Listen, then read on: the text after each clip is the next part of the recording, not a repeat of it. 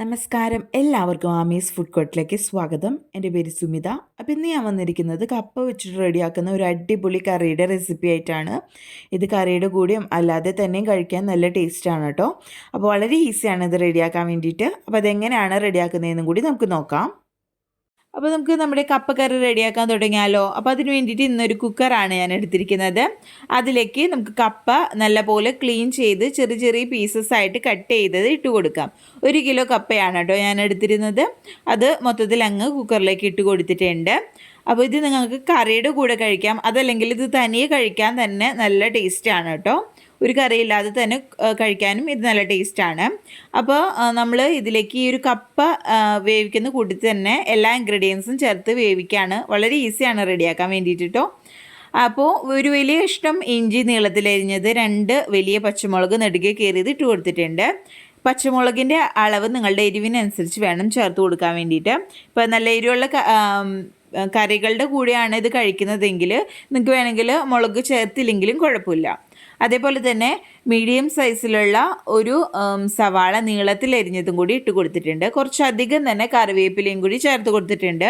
നല്ല എരിവുള്ള ബീഫ് കറിയോ അതല്ലെങ്കിൽ നല്ല എരിവുള്ള മീൻകറിയുടെ കൂടെയൊക്കെ കഴിക്കാൻ വേണ്ടിയിട്ട് അടിപൊളി കോമ്പിനേഷനാണ് കേട്ടോ.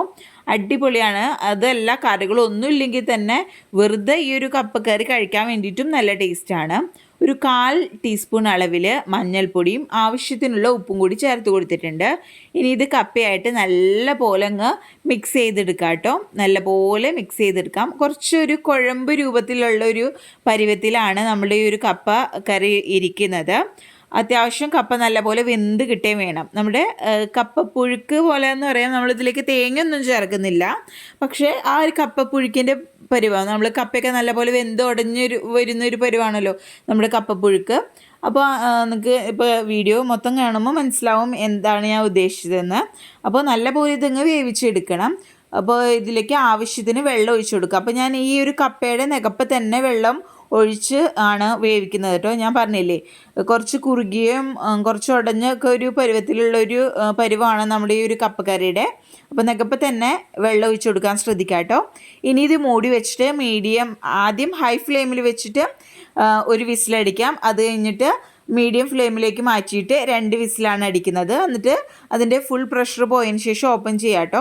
ഓരോ കപ്പയുടെ വേവ് വ്യത്യാസപ്പെട്ടെന്നിരിക്കും. അത്യാവശ്യം നല്ല പോലെ ഒരു കപ്പ വെന്ത് കിട്ടണം, അത് ശ്രദ്ധിച്ചാൽ മതി കേട്ടോ. അപ്പോൾ നിങ്ങളുടെ കപ്പയുടെ വേവിനനുസരിച്ച് വേണം വേവിച്ചെടുക്കാൻ. ഇപ്പോൾ ഇതാ നമ്മുടെ കപ്പ ഒരു 3 വിസിൽ വന്നപ്പോൾ ഞാൻ ഓഫ് ചെയ്തിട്ടതാണ് കേട്ടോ. അതിൻ്റെ ഫുൾ പ്രഷർ പോയതിന് ശേഷം ഓപ്പൺ ചെയ്തതാണ്. കപ്പയൊക്കെ നല്ല പോലെ വെന്ത് വന്നിട്ടുണ്ട്. അപ്പോൾ ഞാൻ പറഞ്ഞ പോലെ തന്നെ ഓരോ കപ്പയുടെ വേവ് ചിലപ്പോൾ വ്യത്യാസപ്പെട്ടെന്നിരിക്കും. അപ്പോൾ നോക്കിയിട്ട് വേവിച്ചെടുക്കുക കേട്ടോ. അപ്പോൾ ഇതാ നമ്മുടെ കപ്പയൊക്കെ നല്ല പോലെ ഇപ്പോൾ ഇതേ നോക്കിയാൽ തന്നെ കാണാം, നല്ല പോലെ അങ്ങ് വെന്ത് വന്നിട്ടുണ്ട് കേട്ടോ. ഇനി നമുക്ക് ആ ഒരു കയ്യിൽ വെച്ചിട്ട് തന്നെ ഒന്ന് കുത്തി ഉടച്ച് കൊടുക്കണം.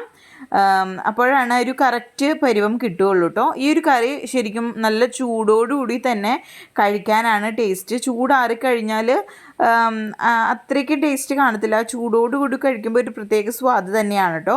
ചോറിൻ്റെ കൂടെ കഴിക്കാനായാലും ഞാൻ പറഞ്ഞ പോലെ കറികളുടെ കൂടെ കഴിക്കാനായാലും അടിപൊളി ഐറ്റമാണ് കേട്ടോ. അപ്പോൾ ഇത് നല്ല പോലെ ഒന്ന് കുത്തി ഉടച്ചെടുക്കാം കേട്ടോ. നല്ലപോലെ ഒരു കുഴമ്പ് രൂപത്തിലാക്കി എടുക്കാം. ഒരുപാട് വലിയ പീസസ് ആവാതിരുന്നാൽ മതി. എന്ന് വെച്ചാൽ ഇടയ്ക്ക് നമുക്ക് പീസസ് കടിക്കാനും കിട്ടണം. ആ ഒരു പരുവത്തിൽ വേണം ഇതങ്ങ് ഉടച്ച് എടുക്കാൻ വേണ്ടിയിട്ട്. അപ്പോൾ ഇത്രയേ ഉള്ളൂ നമ്മുടെ പരിപാടി. ഇനി ഇതിലേക്ക് താളിച്ചൊഴിക്കുന്ന ഒരു പരിപാടിയും കൂടി ഉള്ളൂ. അപ്പോൾ ഞാൻ പറഞ്ഞ പോലെ വളരെ ഈസിയാണ് ഇത് റെഡിയാക്കാൻ വേണ്ടിയിട്ട്. എല്ലാം കൂടി അങ്ങോട്ട് വേവിക്കുക, അതിനുശേഷം ഇതിലേക്ക് താളിച്ചൊഴിക്കുക. അത്രയേ ഉള്ളൂ പരിപാടി. കുട്ടികൾക്ക് പോലും ഇഷ്ടപ്പെടുന്ന ഒരു രീതിയിലാണ് കേട്ടോ ഈ ഒരു കപ്പക്കറി റെഡിയാക്കിയിരിക്കുന്നത്. അപ്പോൾ ഇതേ ഒരു രൂപത്തിൽ വേണം നമ്മളിത് ഉടച്ചെടുക്കാൻ വേണ്ടിയിട്ട്. കുറച്ച് പീസ് വലിയതായിട്ട് ഇങ്ങനെ കിടക്കും, കുറച്ച് പീസ് ഇങ്ങനെ കുഴമ്പ് രൂപത്തിലാവും. ഇനി ഇതിലേക്ക് നമുക്ക് താളിച്ചൊഴിക്കാം കേട്ടോ. ഇനി നമ്മുടെ കറിയിലേക്ക് നമുക്ക് താളിച്ചൊഴിക്കാം. അതിന് വേണ്ടിയിട്ട് ഒരു ചട്ടി അടുപ്പത്ത് വെച്ചിട്ടുണ്ട്. അതിലേക്ക് ഒരു 3 ടേബിൾ സ്പൂൺ അളവിൽ വെളിച്ചെണ്ണ ഒഴിച്ചു കൊടുക്കാം. വെളിച്ചെണ്ണ നല്ല പോലെ ഒന്ന് ചൂടായിട്ട് വരുമ്പോൾ അതിലേക്ക് 1 ടീസ്പൂൺ അളവിൽ കടുക് ചേർത്ത് കൊടുക്കാം. കടുക് ഒന്ന് പൊട്ടി വരുമ്പോൾ അതിലേക്ക് 3 വറ്റൽ മുളക് 2ആയി കട്ട് ചെയ്തത് ഇട്ട് കൊടുക്കാം. അതും ഒന്ന് ചൂടായിട്ട് വരുമ്പോൾ നമുക്കിതിലേക്ക് ഒരു 6 ചുവന്നുള്ളി വട്ടത്തിലരിഞ്ഞതാണ് അതും കൂടി ചേർത്തിട്ട് അതിൻ്റെ ഒന്ന് കളറ് മാറി വരുന്നത് വരയ്ക്കും നമുക്കതൊന്ന് താളിച്ചെടുക്കാം.